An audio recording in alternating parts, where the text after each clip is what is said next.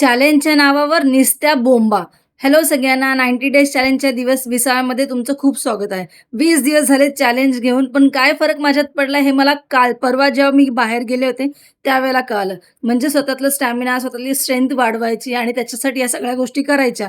म्हणून हे चॅलेंज मी एक्सेप्ट केलं होतं. पण त्याचा एवढीसा पण फायदा मला अजूनपर्यंत दिसतो किंवा काही फरक पडतोय असं वाटलंच नाही. आता स्टॅमिना का वाढवायचं असं झालं, तर स्टॅमिना याच्यासाठी वाढवायची की ओझं उचलता येत नाहीये आपल्याला. म्हणजे ओझं तर लांबच आहे.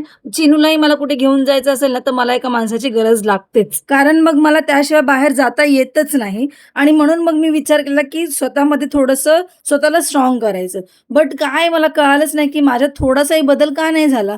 कारण कुठेतरी माझे प्रयत्न चुकतायत किंवा काहीतरी मिस करते मी. आता काय मिस करते हे मला कळत नाही. तुम्ही प्लीज मला त्याबद्दल सजेस्ट कराल, तर माझं खूप एक चांगलं काम होऊन जाईल. सकाळची वेळ आहे आणि किचनमध्ये इतका सारा पसारा आहे. मी डाळ-भात बनवायचं म्हणून सगळं ते धुवून ठेवलंय. का? कारण भांडी घासायचं होतं आणि पण बेसिनमधून पाणी सारखं बाहेर निघतंय. म्हणून मग मी सगळे जे भांडे आहेत ना, ते फक्त खरकाटं बाहेर काढून ठेवलं आणि त्या टपात तसं टाकून दिलं. कारण म्हटलं हे सगळं नंतर करायचं. कारण बेसिनमध्ये परत म्हणजे परत बेसिनचा वापर केल्यानंतर पाणी सगळं बाहेर येईल आणि मला सगळं डबल काम होईल. म्हणून ते सगळं बाजूला करून ठेवलं मी आणि स्वयंपाकाची तयारी करायला घेतली. तेवढ्यात आली श्वेता आणि तिने एक वस्तू आणली. वस्तू म्हणजे खायची वस्तू आणली.